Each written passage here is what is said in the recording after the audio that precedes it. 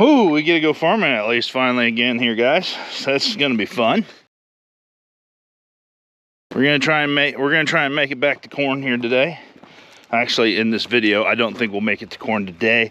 Got things to set up to get going, and then tilling today, let it sit, plant tomorrow. So we were at the pumpkin patch, which I got really something cool to show you. Actually, I don't know if I've got it set up completely right. I might have to really mess with it a little bit more on the computer, but I'll show you that in a second. But basically, gonna use the planter to plant the corn maze this year, which multiple of you told me to do that, or should I say, like, asked me why didn't I do that. But we'll look at that here in a second. Anyways, we have an apple orchard here at the pumpkin patch, which it's the start of an apple orchard. It'll be 3 or 5 years. You know, you gotta do that investment. Yeah, no. Anyways, 3 to 5 years for this thing to come up. We've got like 88 trees there. We got like 20 like Iowa native trees kind of up and around our ticket booth up there. Then my good buddy Marshall Barnyard Fencing came up and helped me string out and get an electric fence put around these apple trees to keep the deer out of there.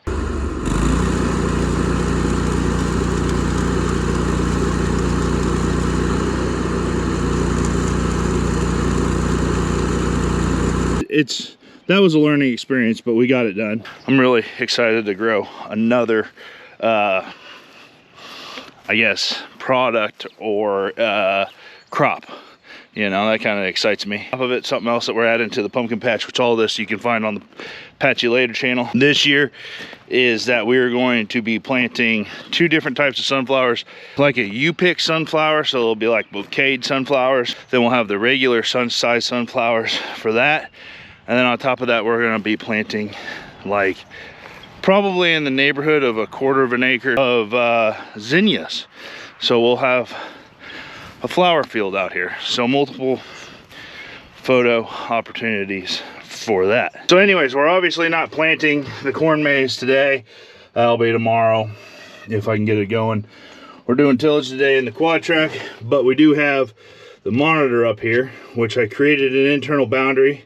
If you guys can see that, there's the start of a pumpkin. Actually, kind of looks weird, but that's all the mazy area.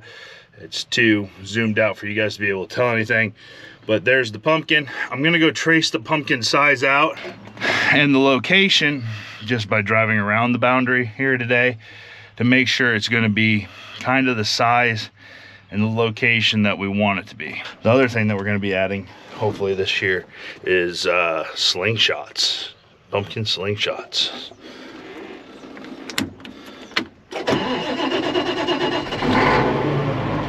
Let's get to work. Yeah, so here we go. I'm just kind of driving along here. That way I can come back. I'm not doing very good there. Kind of flag out where this is so I can visually see where the pumpkins will be grown this year. And fun fact, the pumpkins will be grown inside of a pumpkin. Wow, believe it or not, 6:30 on a Sunday morning, there ain't nobody around. I just drove from Plano, actually farther than Plano. I don't even know if I passed anybody up north by the lake. I just drove 20 miles without passing a single other car. It's quiet this morning. Oh, there's another fellow pedestrian. I brought over the RTK globe. Getting have my base station set up so that when I crosshatch plant it, that it's in a good consistent area. A lot of stuff to do today. If we can get 200 acres of corn in, I'd be one happy boy.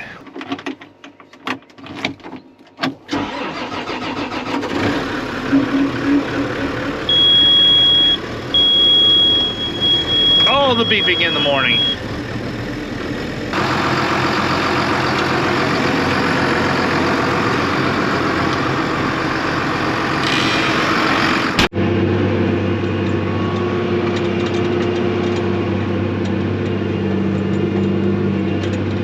Somebody should have cleaned their windows.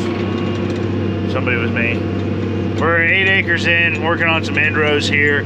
I got something going on with row number 6. I'm not quite sure what it is. It's not bad, but it's flashing populations like there might be something in the meter a little bit. We'll go check that out here in a second. I'm actually kind of maybe being a little bit lazy and giving it a chance to clear itself, but and it might. It hasn't beeped at me for a few minutes, so, and it wasn't beeping at me at the beginning. We'll find out. But we're up and going. We've got our prescription loaded in here. There you go. You guys can see that. Darker blue, more seeds an acre. Lighter blue, less seeds an acre. It'll be about 90 acres here, and then we'll fold up and head to the patch. Molly should be showing up at some point in time. Sleeping Beauty over there. Wrangling into being a farmhand today. That's just a lazy dog. It didn't cure itself. I had to shut down to come across the crossing anyways. Didn't fold up, so we'll tear it apart real quick and see if there's anything hidden in there. No, dash, trace +1, 5. Here's our number 6. Don't know if it made it in a video earlier or not. Find somewhere to sit, you guys. And actually, a latch. That might be it right there. That's another one. I need to get it. The latch was loose on one of the row units, just kind of like this one is. And the chain would kind of slip and cause that planting deal. So this might have the same thing going on here with this one. Pusher deal. Starting to wear a little bit. It looks okay. Single push out wheelie deal.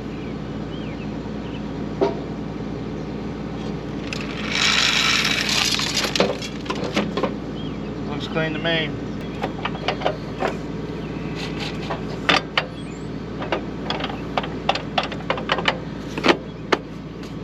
We'll see what that does. Could fix it, but I'm not real farming. I don't got pliers on today. Molly's here, so she's gonna bring me over my seed. We are going to be putting in a couple of like experimental seed trials here too. So splitting the planter up, see what's going on. 11 o'clock. Go get him, Tiger. Woo!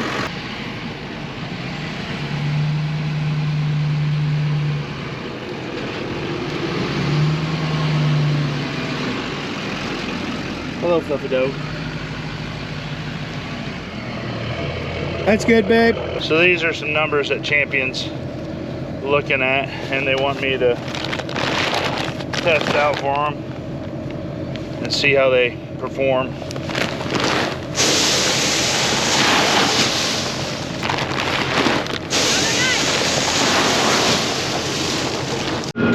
So it's really kind of the same thing, different plot. We've just been kind of planting as normal, but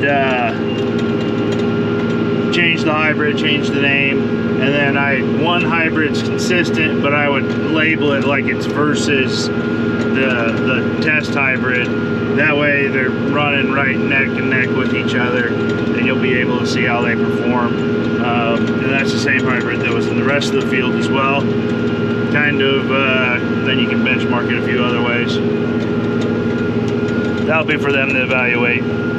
I'm just playing it. But we're just about done here. This is gonna be tight because Molly wants to go to Centerville's graduation at 2:30 and it's 1 o'clock. I might just stop on a Sunday and take a little break while she goes to graduation, go get myself some lunch and stuff like that, and I can run later tonight. That way everything goes right and I'm not like in a rush, you know. I feel like things always go awry when you're like, feel like you're up against the wall or, you know, in a time constraint, that type of stuff. It feels like everything wants to fall apart at that point in time. So after wrapping up that farm, coming over here to the pumpkin patch, we are going to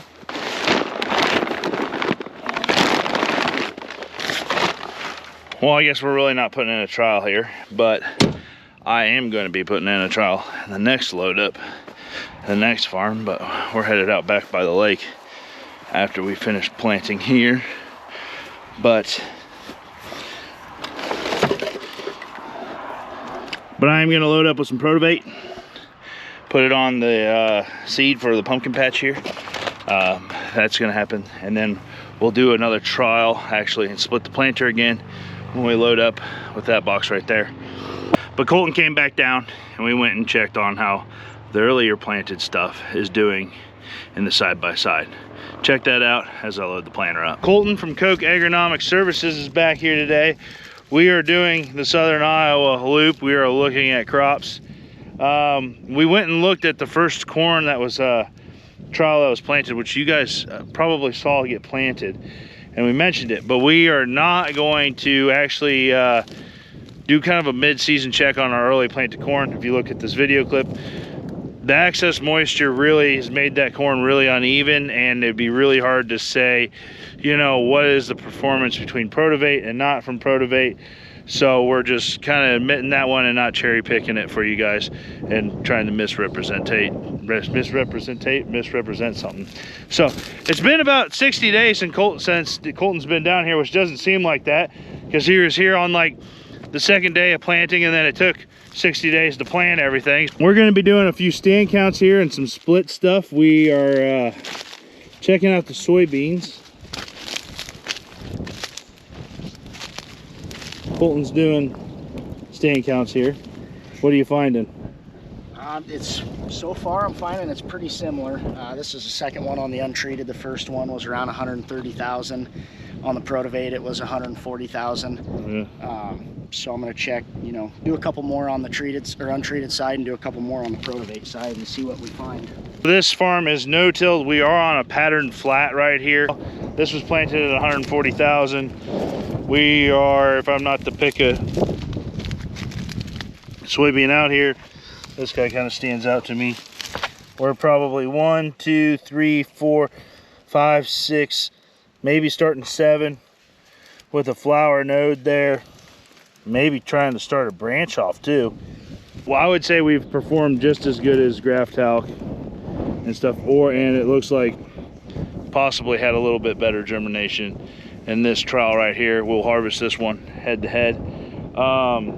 If we were to, it's hard to just, you can pick out any soybean and say, okay, we've got 7 nodes, 6 nodes, 7 nodes, 6 nodes. So far, it looks like we're performing as good or better than Graft Talc, wouldn't you say, in these trials? I would say so. You know, I would say, yeah, if nothing else, you're performing as good. I think you might see a little difference once you start to dig below the surface. Yep, which we're going to do a root dig on some corn. We have another trial that we're going to go check out. It's just, these are one of the things that's kind of, when you're trying new products out, you got to also work with Mother Nature. And all that excess moisture this year is really playing a role in this. So we are now at a field of corn that was planted on May 19th. Same hybrid, head-to-head, PROTIVATE versus the 80-20. That's the split. That is the split right there. Okay. Are you exactly a foot? Yeah. Your foot exactly a foot? No, I thought so. That's what we measured. All the pretty dang close. All the measuring tapes are off of Kolton's feet here. Yeah, pretty dang close. So right here's our right there. All the way across. What's your planting population? Can't remember. It's either 32.5 or 34. Probably 32.5.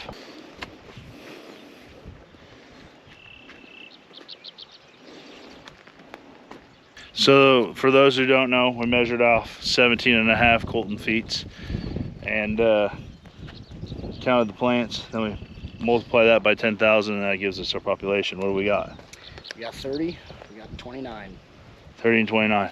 I'm pretty sure I planted at 32.5 and this was not great planting conditions. It was still... And my feet might also not be a perfect deal. Planting population, as good or better, once again.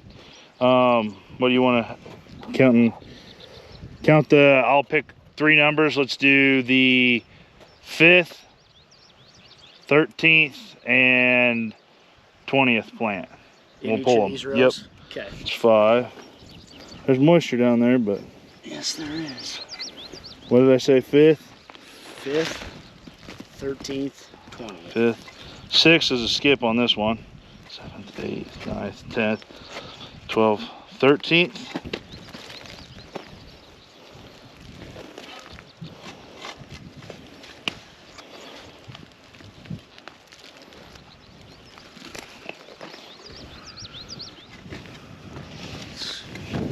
GoPro and running a shovel.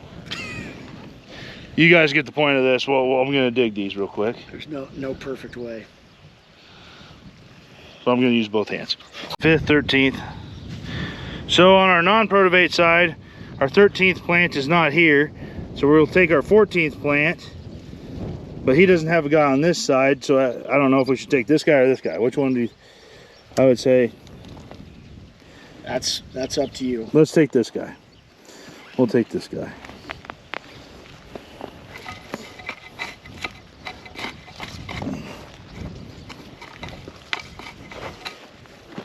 So then I'm going to say that was 14, 15, 16, 17, 18, 19, 20. Here's our 20th.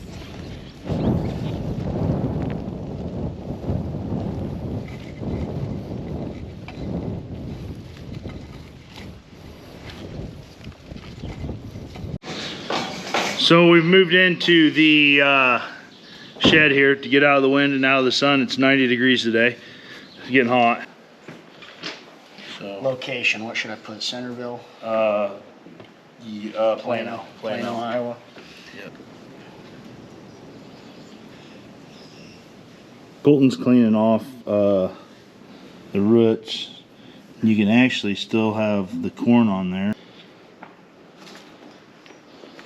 So when digging these, we dug the PROTIVATE ones first, and I got better at digging the non-PROTIVATE ones second. I felt like I popped a lot less roots, which also might mean that there was less roots to start with. So this guy that we just put down, we were talking about with the skip, so he didn't have a plant on either side of him. Standing in the field, you can't really see a visual difference from the top of the plant. But if you're looking at the roots from one side, that's the PROTIVATE side, to the 80-20 side, I would definitely say that PROTIVATE's got the edge when it comes to the number of roots actually developing, the actual like hairs on the roots. Seems like there's definitely a lot more root hairs developing on the roots comparatively. Growth stages are 1, 2, 3, 4, 5. We'll call that 5. Let's see. 5. 5. So same growth stage. Root mass, you're definitely seeing an advantage on the PROTIVATE side. I mean, for having that nutrition right at the seed, I think shows that it's beneficial in a wet season like we've had so far. Growth stage, pretty similar. Stalk mass, I mean, I would say stalk mass is probably pretty similar outside of the one with the tiller. Yeah, the one with the tiller kind of throws a little bit extra in there. Yep. But below ground right now definitely looks really good for PROTIVATE. Especially as simple as and easy it is to actually use PROTIVATE. Just replace your 80-20.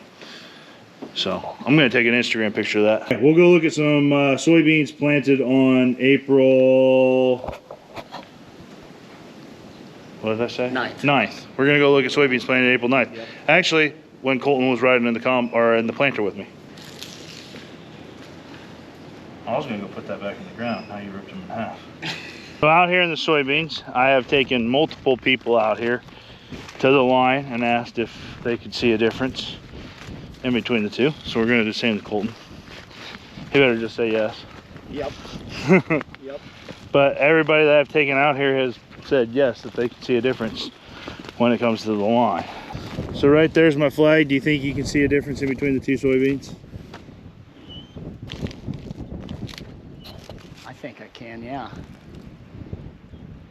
What side do you think looks better? I do too, and it's been like that the entire season. And I think the right side looks better. That is the PROTIVATE side. The PROTIVATE side to me has looked, every time I've come out here and stood here, has always looked better.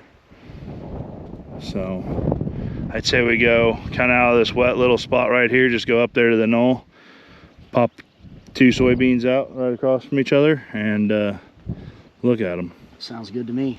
I have a picture from earlier from when it was weedy, and I can still see a difference. And then also I was sent some pictures from previous year's trials where it's not been such a mess, and I'll put those overlaying them right now, and you can actually see the difference from what maybe is considered a normal year, which if we ever do get a quote-unquote normal year, it's probably going to be rare and or abnormal to have a normal year. So visually, just looking at the stand right here, they're 15 inches apart from each other, and you can tell just looking at this how the stand looks better.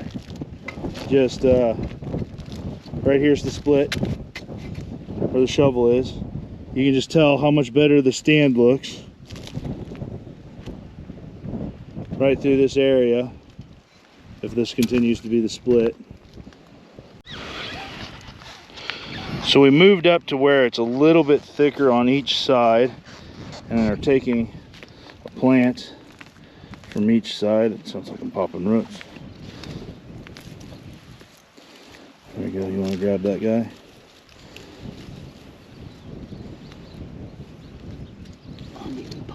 Did I pop all the roots? No, I don't think so. I think we're okay. I think we're good. So we're gonna go visually inspect these guys. We're gonna go run some water on them real quick.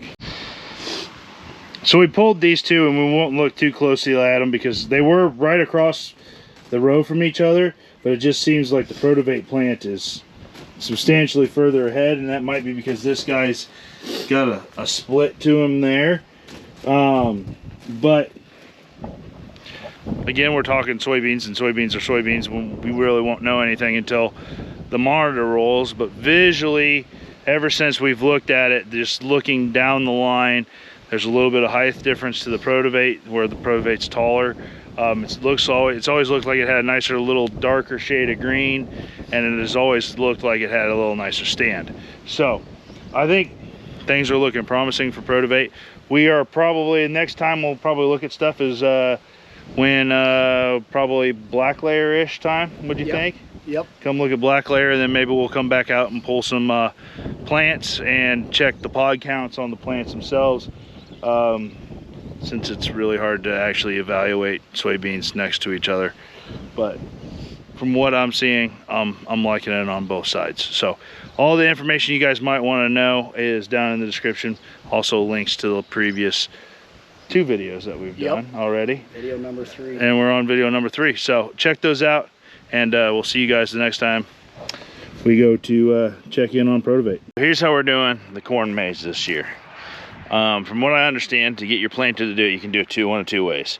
You can have electric drives and be able to basically create zones where you have a 0 population, because you guys can with electric drives, those guys can control every individual row unit. This planter is only half the planter for the population, so it's a hydraulic drive. So 1 hydraulic motor per 12 rows. Those guys are right there. And then on the bean planter, there is 1 that controls the entire bean planter. So, but I can control these 2 hydraulic drives separately. So what I have to use is internal boundaries and use the row clutches to shut off the rows, which they're tied together in 2, to create the path. So how did I do that? I took an iPad, and I learned it all this year. Maybe in comparison to last year, what people probably didn't watch or haven't seen is last year I checkerboarded it. I'm gonna checkerboard it again, but then I gridded it, drew so I did like a 15 by 15 grid with flags, like survey flags, and then I drew a picture, put a grid over that picture I then went out there and referenced with the grid how to make the corn maze. Wasn't super complicated, the corn maze wise, or doing that what I did. But people wanted a little more complicated corn maze, a little more intricate corn maze. And so we're gonna be trying this year. We don't know if it's gonna work. How did I do it this year? Got an iPad and I drew a design on the iPad. Most of it was still freehand, but like drew a design on the iPad, transferred that to a black and white image, imported the black and white image, created different zones with that, made boundaries with it, made internal boundaries with it, exported it to the display so that we can plant. Planting here. I'm going to turn this tractor on because it's hot in this tractor cab. Sorry guys. It's going to beep for a second. Okay, so there's kind of what it's got. It's more intricate than that. So here you guys can see is the actual deal. I don't know if I can spin it or not. I don't think I can spin it. But the pumpkins are gonna go inside of the pumpkin this year. We have two populations, 34,000, 17,000. So the 17 is where we're gonna cross hatch, and the 34 is gonna be where it regularly is. And my row units should shut off. And we're gonna run RTK on this just to make sure that we're going both ways. And then, good thing I just said that, because that reminds me that I need to run a topography map in the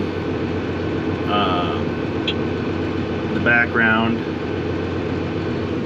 for the possible sub-irrigation project this fall. Let's go try and plant.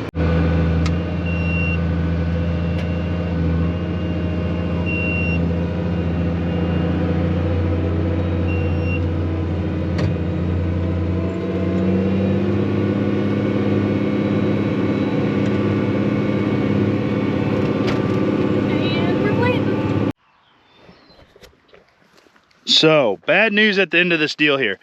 What the plan that I came up with, which you're always trying to like improve every single year when you're trying something new, and the pumpkin patch is just a 100% continually learning educational deal for me. Obviously we're about 45 days later than when this video was filmed.